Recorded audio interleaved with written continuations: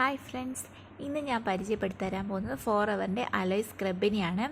അപ്പോൾ ഈ പ്രൊഡക്റ്റ് ഞാൻ സജസ്റ്റ് ചെയ്യുന്നത് ഇങ്ങനെ ഫേസ് വാഷും അങ്ങനത്തെ സ്ക്രബൊക്കെ യൂസ് ചെയ്യുമ്പം മുഖത്ത് ചെറിയ വലിച്ചിലോ അതുപോലെ ഓയിലി സ്കിൻ ഉള്ളവർക്കൊക്കെയാണ് ഞാൻ ഈ ഒരു പ്രൊഡക്റ്റ് സജസ്റ്റ് ചെയ്യുന്നത്. എന്നെ സംബന്ധിച്ച് ഞാൻ മുഖത്ത് അങ്ങനത്തെ ഫേസ് വാഷോ അതുപോലെ സ്ക്രബോ ഒന്നും യൂസ് ചെയ്യാത്ത ഒരാളാണ്. ഞാൻ സോപ്പ് മാത്രം യൂസ് ചെയ്യുന്ന ഒരാളായിരുന്നു. എൻ്റെ ഓർമ്മയിൽ ഞാൻ ലാസ്റ്റായിട്ട് ഇങ്ങനെ ഒരു റുട്ടീൻ എന്ന രീതിയിൽ ഫേസ് വാഷും അതുപോലെ സ്ക്രബൊക്കെ യൂസ് ചെയ്തുകൊണ്ടിരുന്നത് എൻ്റെ ഒരു 2018, 19, 20 ആ ഒരു ടൈമിലൊക്കെ ഞാൻ യൂസ് ചെയ്തിട്ടുള്ളൂ. അത് ഞാൻ ഇങ്ങനത്തെ സ്ക്രബൊക്കെ ഞാൻ യൂസ് ചെയ്ത് കഴിയുമ്പം എൻ്റെ മുഖത്ത് ചെറിയ പഴുത്തിട്ട് ചെറിയ കുരുക്കളുണ്ടാവും. അങ്ങനെ ഉണ്ടായിട്ടുണ്ടെങ്കിൽ ഞാൻ അപ്പം തന്നെ ആ പ്രൊഡക്റ്റ് ഞാൻ വേണ്ടാന്ന് വെക്കുകയും ചെയ്യും. പിന്നെ ഞാനത് മുഖത്തേക്കൊന്നും ചെയ്യാൻ പോയില്ല. പിന്നെ എനിക്ക് പേടിയാണ്. എനിക്ക് പലതവണ അങ്ങനത്തെ ഒരു അനുഭവം ഉണ്ടായതിന് ശേഷം ഞാൻ മുഖത്തൊന്നും ചെയ്യില്ല.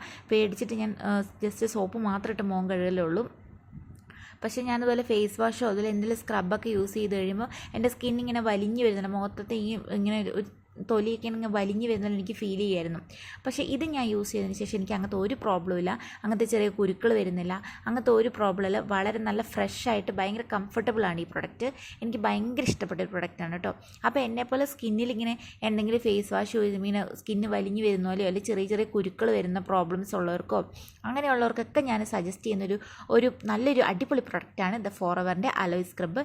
പിന്നെ ഇത് മുഖത്ത് ചെറിയ കുരുക്കളുള്ളവർ ഇത് യൂസ് ചെയ്യാൻ പാടില്ല. ഞാൻ അവർക്ക് സജസ്റ്റ് ചെയ്യുന്നില്ല. കാരണം ഓൾറെഡി ഇതിനകത്ത് സ്ക്രബ് വന്നിട്ടുള്ളതുകൊണ്ട് അതിൻ്റെ ചെറിയ പാർട്ടിക്കിൾസ് ആ കുരുക്കൾ പിന്നെ പൊട്ടിക്കാനുള്ള ചാൻസ് ഉണ്ട്. അപ്പോൾ കുരുക്കൾ പൊട്ടാനുള്ള ചാൻസ് ഉള്ളതുകൊണ്ട് ഈ ഒരു പ്രൊഡക്റ്റ് അങ്ങനെ യൂസ് ചെയ്യാൻ നല്ലതല്ല.